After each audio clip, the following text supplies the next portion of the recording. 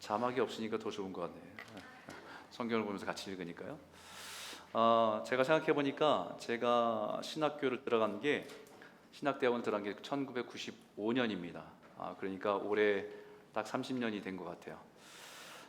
전도사로서 또 목사로서 또 끊임없이 공부하고 또 고민했던 여러 가지가 있는데, 그 중에 제일 제 마음의 중심에 있었던 고민은 뭐냐면 교회가 무엇인가 라고 하는 질문이었어요.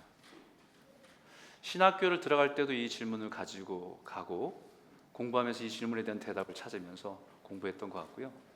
그러면 다시 개척을 준비하면서 교회를 새롭게 시작할 때 또 이 질문 앞에 진지하게 하나님께 묻고 또 답을 찾으려고 애썼던 것 같습니다. 왜 주님은 교회를 세우셨을까? 교회의 참된 모습은 무엇일까? 교회가 감당해야 될 사명은 과연 무엇인가? 교회를 보면 이렇게 정말 다양한 사람들을 주님께서 이렇게 불러 모으셨는데, 이렇게 다양한 사람들을 불러 모으셔서 왜 이렇게 다양한 사람을 모으셨을까? 이런 질문들을 가지고 계속 고민하게 됩니다. 뿐만 아니라 저는 목회자의 자녀로 자라왔기 때문에 교회와 집이 사실은 구별되지 않았습니다. 교회 안에 교회 건물 안에 사택이 같이 있어서 교회가 집이었고 집이 교회였습니다. 그러다 보니까 누구보다도 교회를 잘 안다고 할 수 있을 것 같아요. 그러면서 교회 안에서 일어나는 수많은 일들을 목격하면서 눈으로 경험하면서 자라왔습니다. 교회 안에서 일어나는 정말 성령의 역사, 그리고 부흥의 역사, 사람이 변화되는 것, 이런 것뿐만 아니라 교회 안에서 일어나는 사람들 간의 갈등과 다툼도 정말 많이 보고 자랐어요. 그런 의미에서 교회의 어떤 이상적인 교회 모습에 대한 것들을 경험하면서 자랐지만 또 교회의 현실적인 모습들, 그런 모습들을 경험하며 살아왔습니다. 그런 의미에서 교회에 제일 중요한 것이 여러 가지가 있겠지만 그 중에 가장 중요한 게 뭘까라고 생각해 보면 한마음입니다. 한마음 한뜻이에요. 이것은 저의 생각뿐만 아니라 사도 바울의 생각도 동일했던 것 같습니다. 지난주에 빌립보 교회에 대해서 말씀하실 때 하나님의 부르심을 받아서 모인 성도들에게 복음에 합당하게 생활하라고 말하면서 첫 번째로 강조한 것은 너희가 한 마음으로 서서 한 뜻으로 복음의 신앙을 위하여 협력하라 라고 강조하면서 우리에게 말씀했습니다.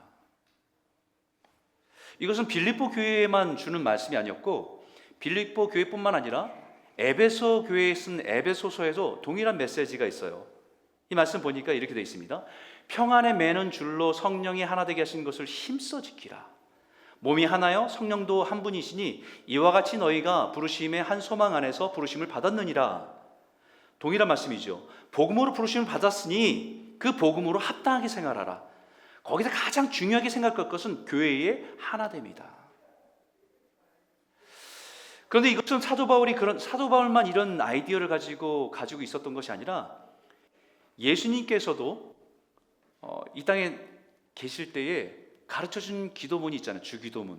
그거 말고요, 예수님께서 실제로 기도한 기도문이 남겨져 있는 게 있어요. 요한복음 17장에 예수님 십자가로 인해서 이제 십자가에서 고통받으시고 부활 승천하실 것을 아시면서 제자들을 위해서, 남겨질 제자들을 위해서 기도하신 기도의 내용입니다. 그 기도의 내용이 이렇게 되어 있습니다. 아버지여, 아버지께서 내 안에 내가 아버지 안에 있는 것 같이 그들도 다 하나가 되어 우리 안에 있게 하사 세상으로 아버지께서 나를 보내신 것을 알게 하옵소서. 내게 주신 영광을 내가 그들에게 주었사오니 이는 우리가 하나 된 것 같이, 여기서 우리는 성부 성자 성령의 우리죠. 우리가 하나 된 것 같이 그들도 하나가 되게 하려 함이니라. 곧 내가 그들 안에 있고 아버지께서 내 안에 계시어 그들로 온전함을 이루어 하나가 되려 하면 아버지께서 나를 보내신 것과 또 나를 사랑하신 같이 그들도 사랑하신 것을 세상으로 알게 하려 함이로소이다. 예수님께 남겨지는 제자들을 향해서 기도했던 내용인데 이 기도의 핵심은 하나됨이었어요. 성부, 성자, 성령이 하나됨을 인해서 그 하나님의 사랑을 보여줬던 것처럼 이들도, 남겨진 이들도 하나가 되어서 세상 가운데 그들의 모습 속에서 주인이 예수 그리스도이심을, 하나님이심을 드러내는 그런 증거로 살아가도록 이 제자들을 위해서 기도한 기도 내용입니다. 3번이나 강조하면서 제자들의 하나됨, 믿는 자들의 하나됨, 교회의 하나됨을 위해서 기도하셨다는 거예요. 그냥 하나 되길 바라신 것이 아니라 이미 하나 되는 영광을 이미 주신 게 교회입니다. 정말 함께 할 수 없는 사람들을 예수의 이름으로 불러서 그 하나 되게 하시는 영광을 얻은 것이 교회라는 것입니다.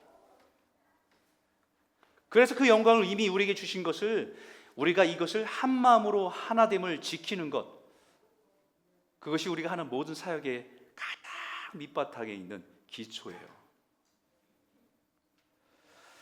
우리 교회에서 여러 가지 사역을 하지 않습니까?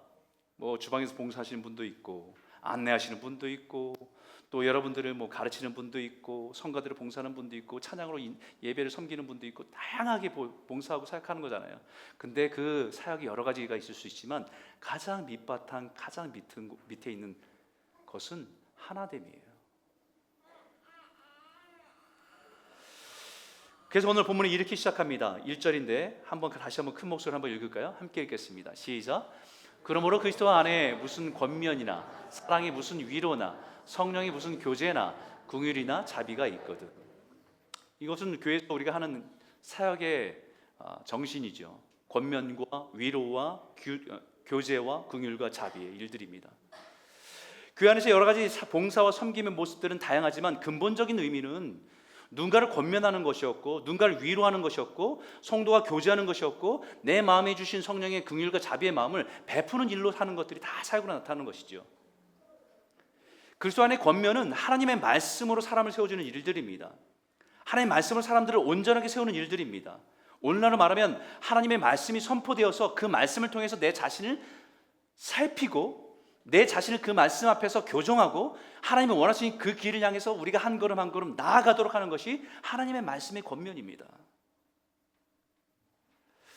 디모데후서 3장 16절에 모든 성경은 하나님의 감동으로 된 것으로 교훈과 책망과 바르게 함과 의로 교육하기 유익하다는 말씀처럼 하나님의 말씀이 들려질 때에 때로는 책망하기도 하고, 때로는 어떻게 살아야지 교훈하기도 하고, 우리를 올바로 살기 훈련하게 하셔서 하나님의 온전한 사람으로 나아가도록 권면하는 것이 하나님의 말씀의 기능이지요.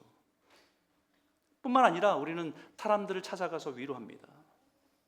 하나님의 마음으로 그 마음을 위로합니다. 고난의 길을 걸어가 공감을 처해 있어도 주님이 나를 사랑하신다는 그 위로 속에서 우리는 삶을 힘있게 살아갈 수 있는 힘이 위로함 통해서 우리는 얻게 되는 것이죠. 여기서 한 가지는 성령에서 누리는 교제라고 하는데, 성령 안에 서로를 아끼고 사랑하는 영적인 교제가 너무 중요합니다. 이민사회는 친목을 위한 모임은 세상에 너무 많아요. 좋아하는 운동, 좋아하는 취미, 그걸 통해서 모이는 그런 모임이 아니라는 것이죠. 교회는 성령 안에서 교제하는 것입니다. 성령 안에 교제하면서 서로의 필요에 대해서 민감해지고 서로에 대해 그 부분들을 서로 나누게 돼 있는 것이 교회의 공동체의 교제입니다.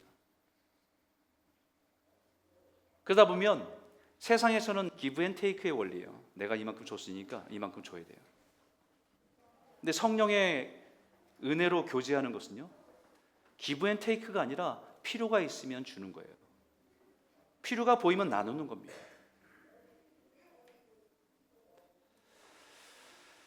왜냐하면 우리 마음에 긍휼한 마음, 불쌍히 여기는 마음을 주시기 때문에 내가 그 안에서 반응하는 것이 교제이기 때문에. 원문이 이것을 말하면서 이렇게 말합니다. 이나라고 하는 그 헬라어를 쓰는데 if라는 거예요. 만약 너에게 정확한 하나님의 말씀이 있다면, 만약 그 말씀을 통해서 은혜가 있다면, 만약 성도들 사이에 영적인 사랑의 교제가 있다면, 만약 서로를 불쌍히 여기고 서로를 돕는 일이 있다면, 조건절로 얘기합니다. 근데 이 말이 없으면 혹시 있는데 라고 찾으라는 의미가 아니라 우리 안에 이미 주어진 능력을 하나하나 다시 확인시켜 주는 겁니다. 우리가 누군가 저에게 당신이 진짜 목사라고 한다면, 이 얘기는 목사인지 아닌지를 증명하는 게 아니고 목사로서의 내가 그 목사라는 의미가 무엇인지를 다시 기억하는 거지 않습니까? 마찬가지로 여기에 있는 말씀이 우리 안에 이미 주신 것들입니다. 하나님 말씀이 선포되어 깨달음이 있고, 또 하나님이 주신 그 위로가 있고, 세상에 만나는 만남이 아니라 성도 안에서 성도의 만남 속에서 즐거움과 기쁨이 있고, 또 서로 연약함을 보면서 안타깝고 돕고 싶은 마음이 있지. 그 마음이 있다고 한다면 그 다음에 확인하고 싶은 게 있어요. 우리 안에 그런 모든 봉사와 섬김의 근본 의미가 무엇인지를 설명한 다음에 그 다음에 이 말씀을 하는 겁니다. 2절인데, 마음을 같이하여 같은 사랑을 가지고 뜻을 합하여 한 마음을 품며. 권면과 위로와 교제와 궁율과 자비로 여러 가지 사역과 봉사 섬김을 하는 교회에 많은 것들이 있는데, 그것도 중요하지만 가장 중요한 거는 한 마음이에요.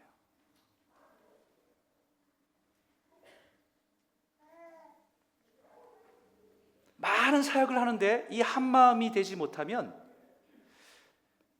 힘을 쓸 수가 없어요.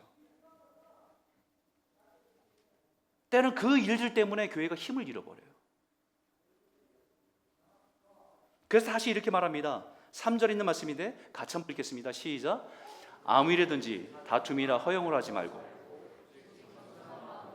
각각 자기보다 남을 낫게 여기고 각각 자기 일을 돌아볼 뿐더러 또한 각각 다른 사람의 일을 돌아보아 나의 기쁨을 충만하게 하라. 어떤 사역을 하든지, 어떤 사역은 중요하고 어떤 사역은 그냥 가볍고 이런 얘기가 아니라, 어떤 사역을 하든지 봉사 섬김을 하든 중요한 것은 한 마음으로 하지 않고 다툼이나 허용을 하게 된다면 오히려 큰 문제가 된다는 거예요. 한 마음으로 하지 않고 다툼과 허용을 하게 될 때는 교회를 세워가기보다는 교회를 더 약하게 하고 무너지게 할 때가 많습니다.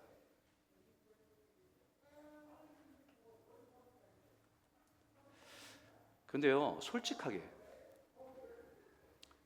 누가 교회 봉사와 섬김을 하는데 다툼과 허용으로 하는 사람이 누가 있습니까? 봉사와 섬김을 하는데 다투려고 마음 먹고 그 일을 하는 사람이 있어요? 저는 못 본 것 같은데요. 깡패도 아니고 뭐 잘하려고, 뭐 깡패도 아니고 뭐 싸우려고, 내가 저 집사님이가 이번에 이 일로 한번 대판 붙겠어, 이렇게 마음 먹고 시작하는 분이 있습니까? 없어요. 대부분 교회에서 일어나는 일은 잘하다가 다툼이 일어나는 거예요. 열심히 일하다 다툼이 일어나는 겁니다. 주를 위해서 헌신한다고 하는데 다툼이 일어나는 거예요. 그런데 여기 다툼이라고 얘기하는 것은 다툼의 본질을 말하는 겁니다. 다툼이라는 원어는 여기에 에리데이아라고 하는 원어서인데, 이 의미는, 속에 담겨진 의미가 뭐냐면 내 자신을 내세우고자 하는 욕구, 자신이 인정받고 싶어하는 욕구. 그래서 이 의미를 담아서 영어 버전에서는 self ambition이라고 번역한 거예요. 이기적인 야망, 욕심을 담고서 그 일을 하는 거예요. 허영도 마찬가지입니다. 허영이 뭡니까? 헛된 영광이에요. vain glory, vain glory. 우리가 어떤 분을 보면서 저분은 허영심이 많다 이렇게 말할 때, 그분이 뭐 치장하고 뭐 좋은 차 타지고 막 이런 거 외적으로 표현하면서 뭔가 이렇게 뽐내려고 사람들 인정받을 그 모습 보면 우리 허영심이 있다고 얘기하잖아요. 그게 뭡니까? 자기 그 외적인 것을 영광 얻으려고 하는 마음이잖아요. 그게 허영이에요. 자신이 인정받고 싶고 자신을 내세우고 싶은 마음, 자신의 영광을 위해서 하는 것이 허영입니다.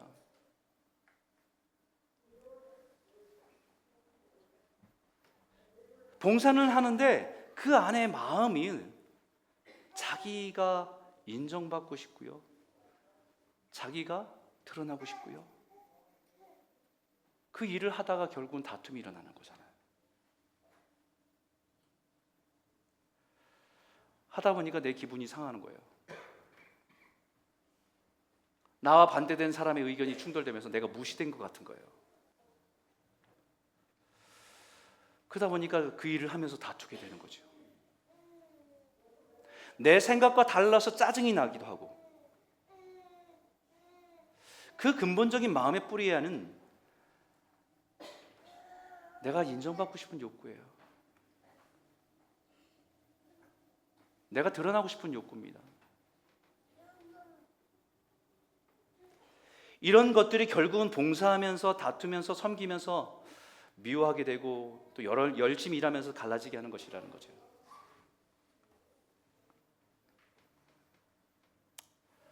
그럼 어떻게 하는 것이 교회 하나됨을 지킬 수 있는 것인가? 오늘 본문에 이렇게 말합니다. 오직 겸손한 마음으로. Be humble. 겸손하게, 겸손한 태도로. 너무나 당연한 말같이 들려요. 다들 겸손하게 일했다고 생각합니다. 도대체 겸손한 마음을 한다는 것은 어떤 의미입니까? 여기 조금 더 구체적으로 설명하는데요.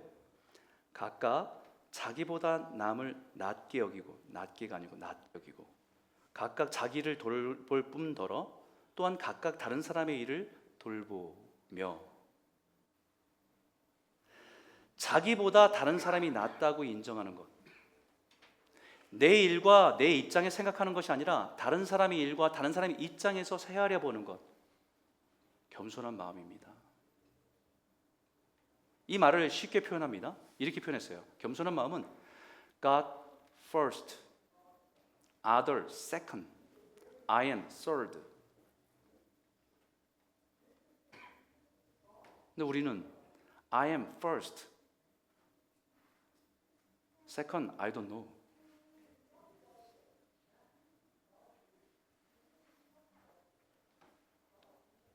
무슨 일을 하든지, 교회 공동체 안에서 안내를 하든 가르치는 일을 하든 섬기는 일을 하든 어떤 일을 하든지 겸손한 마음으로 하나님 앞에서 다른 사람을 존중하며 함께할 때에 뭐라고 말씀하시냐면 나의 기쁨이 충만케 된다라고 말씀하세요.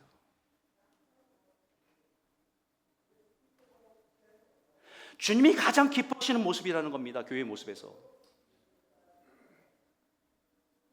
주님은 우리가 교회가 되어서 대단한 일을 이루는 것보다 가장 기뻐하시는 것은 성도가 서로를 바라볼 때 자기 은사와 재능과 직분으로 한 마음이 되어서 서로를 존중해주고 겸손한 마음으로 함께하는 모습을 볼 때 가장 기뻐하신다는 거예요.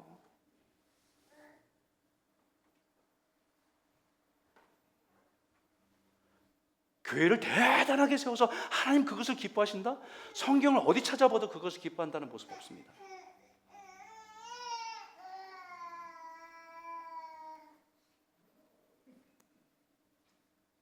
주님, 우리가 교회가 되어서 대단한 일을 이루시는 것보다 우리가 겸손한 마음으로 서로가 하나 되는 그 모습 볼 때 너무 기쁘다 말씀하셔요. 이것은 부모의 마음 그렇지 않습니까? 자녀들이 서로 잘났고 서로의 성품이 다르고 서로의 기질도 다르지만 그들이 다투면서 서로 잘하려는 것을 드러내는 것보다 서로 한 마음으로 서로를 돌아보고 섬기고 사랑하며 살아가는 모습을 볼 때, 그 하나 되는 모습을 볼 때 부모는 행복하고 기뻐요.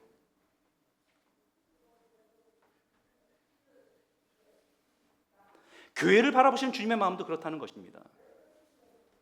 그래서 주님이 우리에게 이렇게 말씀하시는 거예요. 5절에 너희 안에 이 마음을 품으라. 이 마음이 뭐예요? 한 마음, 겸손한 마음이에요. 곧 그리스도 예수의 마음이니.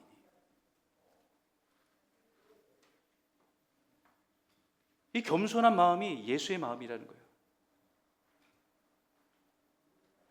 우리가 어떤 대단한 것을 이루고 유명해지고 사람들이 인정해주고 많은 사람들이 모이는 것보다 더 중요한 것은 겸손한 마음으로 한 마음이 돼서 서로를 섬기는 그 모습을 보기를 원하신다는 것입니다. 그것이 예수님의 마음이고 그것이 예수님의 기쁨이에요.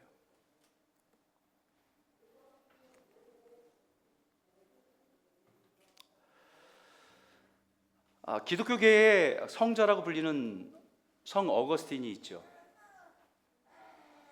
이분이 이제 노년이 되어서 그 지역에서 알렉산드리아의 디오스코루스라고 하는 사람이 교황으로 임명될 때입니다. 기독교에서 가장 어른이고 어른이시니까 성자로 불릴 정도로 존경받는 분이셨는데, 그분이 그 교황되는 분에게 권면의 편지를 써요. 그 권면의 편지의 내용은 이렇습니다. 잘 들어보세요. 나의 디오스코로스여, 나는 그대가 온전한 경건함으로 자신을 하나님께 드릴 수 있기를 바랍니다. 또 나는 그대가 그대 자신을 위하여 우리 행위의 약함을 보고 계시는 바로 그 하나님께서 준비하신 그 진리만을 붙잡는 사람으로 자신을 준비할 것을 기대합니다. 그 길의 첫 번째 부분은 겸손입니다. 둘째도 겸손입니다. 셋째도 겸손입니다.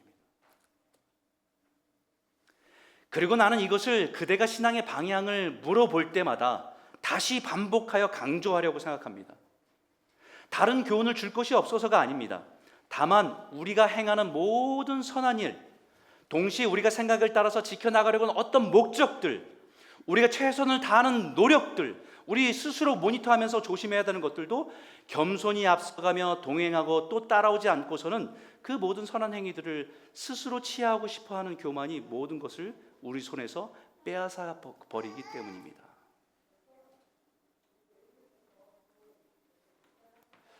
교황으로 어떤 일을 이루는 것보다 가장 중요한 것은 겸손을 지켜가는 모습이라는 거예요. 어떤 대단한 업적을 이뤘다고 해서 겸손을 잃어버리면 아무 소용이 없다는 것입니다. 사람들 보기에는 박수를 쳐주고 인정해주고 수많은 사람 따르는 그 일로 금방 교만해져서 그 모든 것이 허물어지고 사라지는 것은 순식간이기 때문에.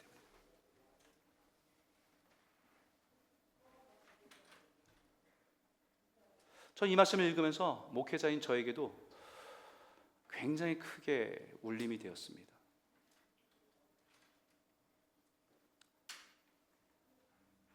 아까도 말씀드렸지만 30년이 됐잖아요. 처음에 강단에 설 때는 얼마나 두렵고 떨렸는지 몰라요. 설교 시간 될 때까지 여기서 정말 막 침을 꿀꺽꿀꺽 삼키며 헛구역질하면서 긴장하고 두렵고 떨림으로 섰어요.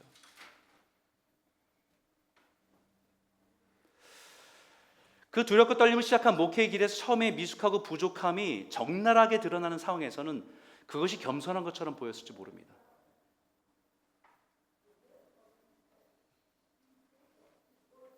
근데 그 일이 점점 익숙해지고 나름 전문성을 갖췄다고 생각하고 조금 경험이 쌓이면서 나도 모르게 겸손의 가면을 쓰고 있지, 내 속에서는 나의 영광을 취하고 싶은 마음들이 꿈틀댈 때가 다 많아요.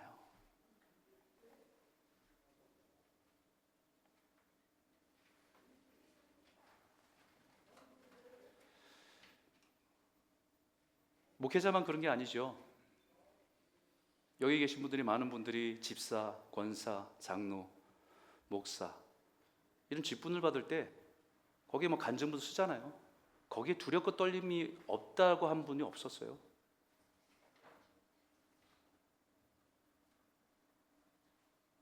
자기가 이 직분을 감당할 만한 자격이 없습니다. 다 그렇게 고백하며 시작했어요.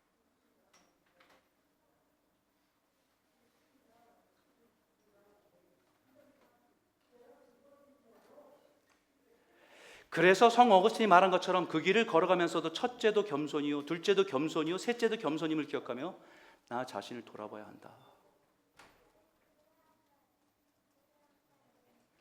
사랑하는 성도 여러분, 우리 예수를 주로 고백하며 걸어가는 신앙의 길에 첫째도 겸손, 둘째도 겸손, 셋째도 겸손, 이 마음으로 섬기고 봉사하고 사랑하고 전도하며 살아가는 저와 여러분 모두가 되시길 주의 이름으로 축복합니다. 겸손이 뭐냐? 첫 번째는요, 겸손은 내가 이루는 게 아니에요. 겸손은 주님을 닮는 겁니다. 겸손 참 어려운 것 같아요. 아무리 생각해도 겸손은요, 너무 흔한 말이기도 하지만 너무 어렵기도 해요.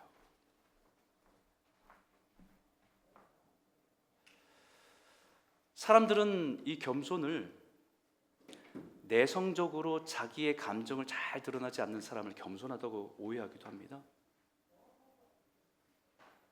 외향적인 성격이 자기를 표현하고 막 익스프레션이 활발한 사람은 겸손하지 않은 것으로 착각해요.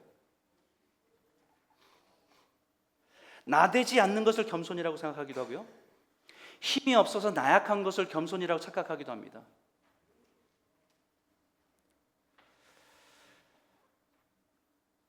우리가 볼 때는 겸손하다고 생각했는데 어느 날 보니까 겸손이 아니고 겸손의 가면을 쓴 채 살고 있었던 거예요. 참 어렵습니다. 마음으로는 늘 겸손하려고 애쓰지만 어느 순간 겸손의 가면을 쓰고 내면은 교만으로 변해버린 모습들이 참 많기 때문입니다. 그래서 우리는 겸손하기보다는 겸손한 척 하는 것에 익숙해져 버린 사람들이에요.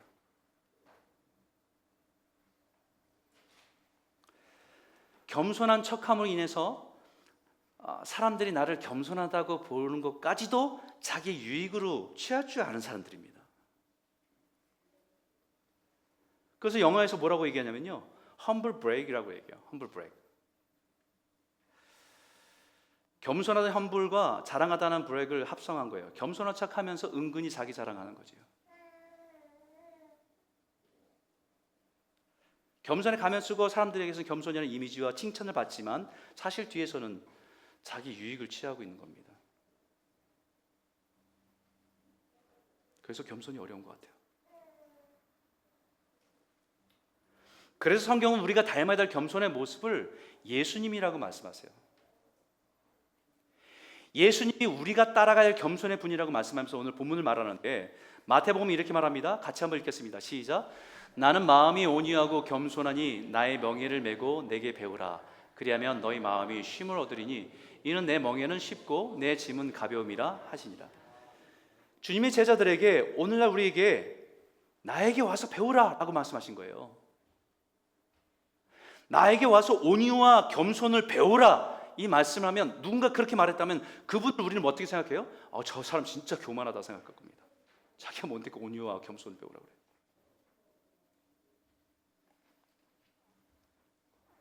예수님을 통해서 보여준 겸손의 무엇인지, 겸손의 모습이 무엇인지 오늘 본문을 통해서 예수님의 겸손의 모습을 잘 보여주고 있어요. 6절과 8절에 보면 이렇게 말합니다. 그는 근본 하나님의 본체이시나 하나님과 동등됨을 취할 것을 여기지 아니하시고 오히려 자기를 비워 종의 형체를 가지사 사람들과 같이 되셨고 사람들의 모양으로 나타나사 자기를 낮추시고 죽기까지 복종하셨으니 곧 십자가에 죽으심이라. 예수님께서 우리에게 보여준 겸손의 모습은, 겸손의 모습의 제일 중요한 것은 뭐냐? 겸손은 자기를 비우고 낮추는 것입니다.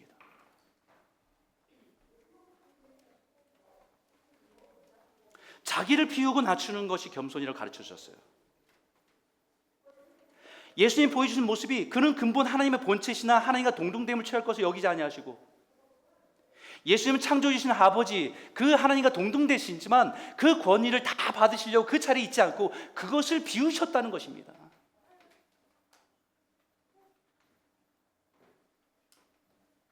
마땅히 취할 것을 취하지 않으셨다는 거예요.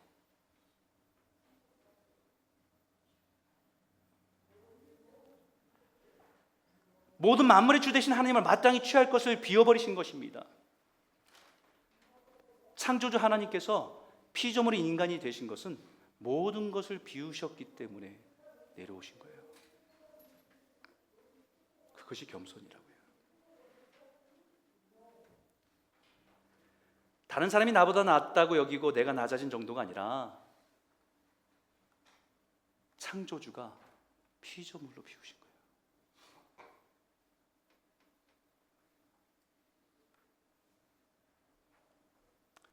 겸손을 영어에 humble, humility라고 하잖아요. 이 말의 어원은요, 휴무스라고 하는 흙이란 단어에서 온 거예요. 그 의미를 적용해서 생각해 보면 겸손은 우리가 하나님의 창조 속에서 흙으로 지음받은 존재의 임을 잊지 않는 것이 겸손입니다.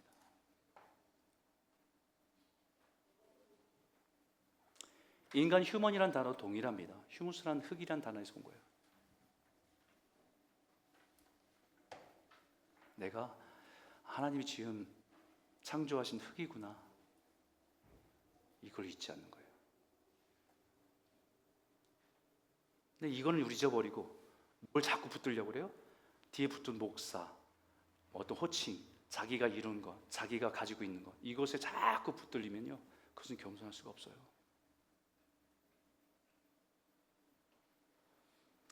아무리 교만한 사람도 잠시 겸손해지는 순간이 있습니다. 잠시. 그게 언제인지 아세요? 장례식에 갔을 때. 누군가의 장례식에 참여하게 되면 그 순간만큼은 그렇게 화려하고 대단한 것들도 결국은 모든 사람은 한 줌의 흙으로 돌아가는구나 라고 하는 이 진리 앞에 서게 됩니다.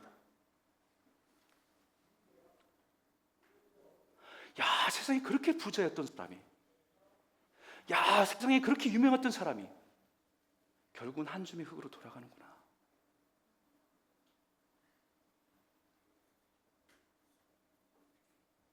그 순간에 잠시예요. 잠시 겸손해집니다. 우리 인생이 한 줌의 흙으로 돌아간다는 것을, 그 존재인 것을 아는 것, 그것이 겸손의 시작입니다. 창세기 3장 16절에 너는 흙이니 흙으로 돌아갈 것이라는 이 말씀처럼 그 순간에 내가 중요하게 여겼던 많은 것들을, 나를 가치게 여겼던 내 자부심이라고 생각했던 많은 것들이 의미가 없어지는 그 순간임을 깨닫게 되는 그 시간, 자신을 수식했던 호칭들, 성취들, 학위들, 재산들, 명예들, 그 모든 것들이 의미를 잃어버린 그 순간에 깨닫게 되는 것은 내가 흙이구나. 그 순간이 겸손의 시작이에요. 나를 우쭐대게 하고 남들과 비교하면서 스스로 가치를 부여했던 것들, 나라고 하는 존재의 가치를 부여해주던 모든 것들이 인생이 흙으로 돌아간다는 그 진실 앞에서 의미 없어지고 내 안에서 비워지는 것이 겸손입니다. 창조주를 잃어버리고 내가 흙이었음을 잃어버리고 내 안에 다른 것들을 막 가득 채우려고 하는 것이 교만이에요. 겸손은 자기 안에 있는 것들을 비우고 낮아지는 겁니다. 또 한 가지 예수님께서 보여주는 겸손의 한 가지는 죽기까지 복종하셨다는 말씀이에요. 이 말씀을 다시 말씀드리면, 겸손은 하나님의 말씀을 따라 끝까지 순종하는 것이 겸손입니다.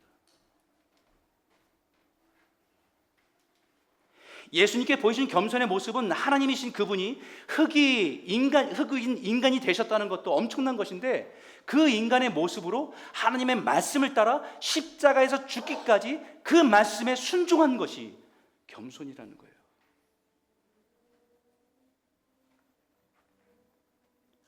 하나님의 말씀을, 자기 안의 것을 다 비우시고 그 말씀을 담으신 거잖아요. 인류를 구원하려고 하는 하나님의 뜻을 이루기 위해서 흙인 인간이 되셔서 자기를 다 비우시고 오셔서 하나님의 말씀만을 붙들고 담아서 그것을 열매 맺기까지 순종한 것이 예수님의 겸손이라는 거예요. 겸손은 사람들 앞에 비굴해지는 건 아닙니다. 겸손은 하나님의 말씀이 내 삶에 들어와 그것을 순종하되 끝까지 순종하는 것이 겸손입니다. 하나님 말씀 때문에 때로는 내 자존심을 십자가에 못 박는 거예요. 겸손이에요.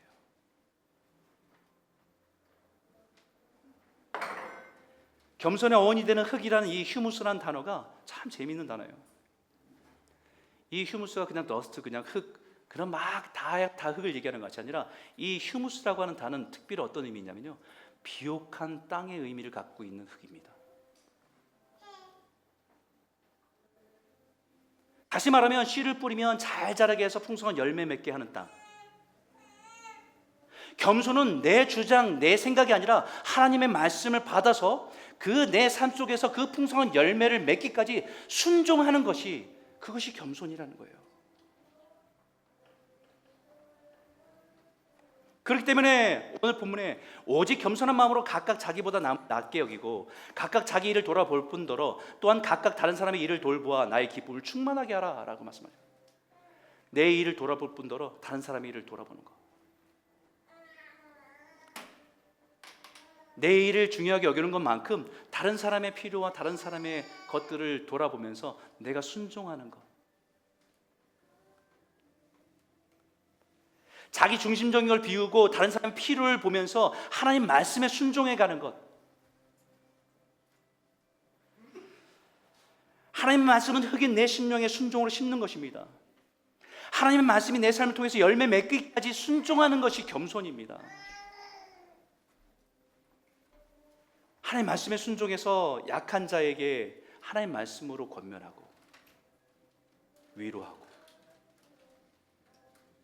외롭고 상한 심령에게 다가 손을 내밀고 일으켜줄 때 그 사람이 회복되고 하나님께 다가오는 그 믿음으로 일어서는 그 모습을 열매로 나타나기를 원하시는 것, 그것이 순종할 때에 나타나는 것인데, 그게 예수님이 보여준 겸손이다.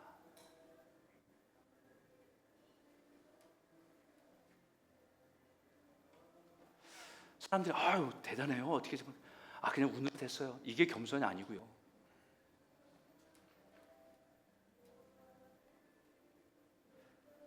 그리고 예수님께서 보여준 겸손의 모습은 또 하나가 있는데, 여기 이렇게 말합니다. 때가 되면 높이시고 영광으로 바꾸신다는 거예요. 9절과 11절인 말씀인데 같이 한번 읽겠습니다. 시작. 이러므로 하나님이 그를 지극히 높여 모든 이름 위에 뛰어난 이름을 주사 하늘에 있는 자들과 땅에 있는 자들과 땅 아래에 있는 자들을 모든 무릎을 예수의 이름에 꿇게 하시고 모든 입으로 예수 그리스도를 주라 시인하여 하나님 아버지께 영광을 돌리게 하셨느니라.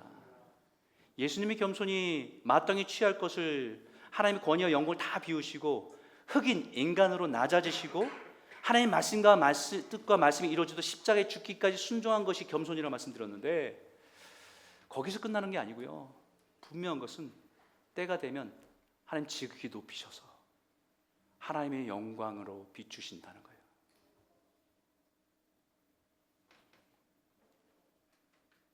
겸손은 낮아지는 것입니다.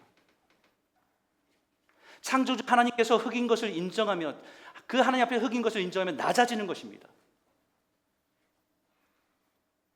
내 안에 나를 투식하고 붙들고 잊었던 것을 다 비우고 낮아지는 것입니다.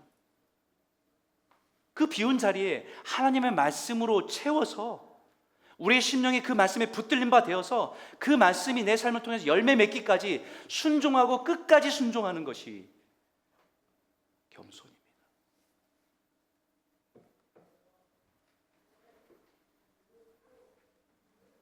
교회는 이 겸손으로 서로 섬길 때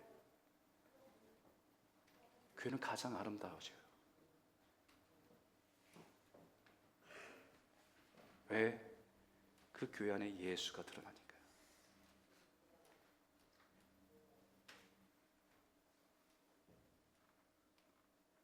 그 모습이 주님 보실 때 제일 행복하고 기뻐하시는 모습이래요.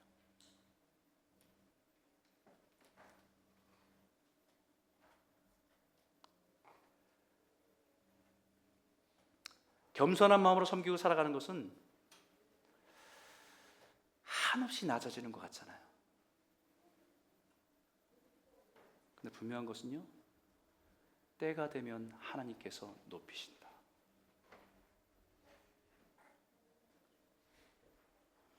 하늘의 영광의 빛으로 비추신다 약속하고 계세요. 그래서 사도 바울은 우리에게 이렇게 권면합니다. 사도 베드로가 이렇게 권면해요. 같이 한번 읽을까요? 큰 목소리로 마지막 절입니다. 시작. 젊은 자들아 이와 같이 장로들에게 순종하고 다 서로 겸손으로 허리를 동이라. 하나님은 교만한 자를 대적하시되 겸손한 자들에게는 은혜를 주시느니라. 그러므로 하나님의 능하신 손 아래서 겸손하라. 때가 되면 너희를 높이시리라. 할렐루야. 이 땅에 겸손한 마음으로 섬기는 것은 내 힘으로 감당할 수 있는 게 아니에요. 은혜를 주셔야만 그 은혜로 감당할 수 있는 거예요.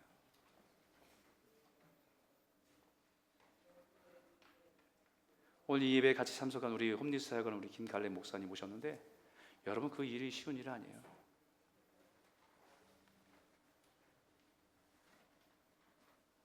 주님이 은혜 주셔야만 감당할 수 있는 일이에요.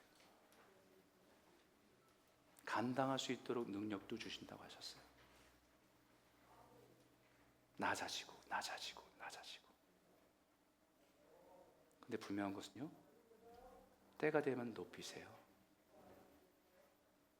우리가 살아있는 동안에 높이실 때도 있지만 하나님 앞에 갔을 때 우리를 높이셔요. 마치 예수 그리스도를 높이셔서 여기 내 아들 예수가 구원의 일을 위해서 십자가에 못 박혀 죽은 내 예수가 있다라고 모든 사람들에게 자랑하듯이 높이시는 것처럼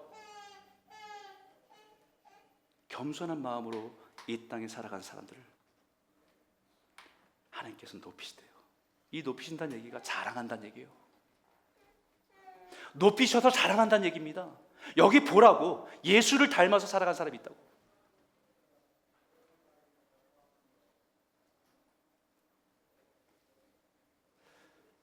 사랑하는 성도 여러분,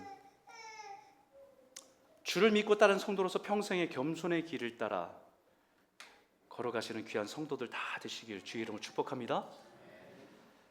무슨 일을 하든지 겸손한 마음으로 예수님의 마음을 닮아가길 소원합니다. 그 일이 안 돼도 괜찮습니다. 하나님 그 일이 돼서 좋은 많은 것들을 생산내는 공장이 되길 원하지 않으세요. 하나님 우리가 겸손한 마음으로 하나 되기를 원하시는 걸 더 기뻐하신다는 거예요. 이 겸손한 마음으로 서로 섬기고 사랑함으로 한 마음과 한 뜻을 하나님의 기쁨이 되고 하나님의 자랑이 되는 교회와 성도가 되기를 주의 이름으로 축복합니다. 우리 한번 말씀을 기억하며 기도했으면 좋겠어요.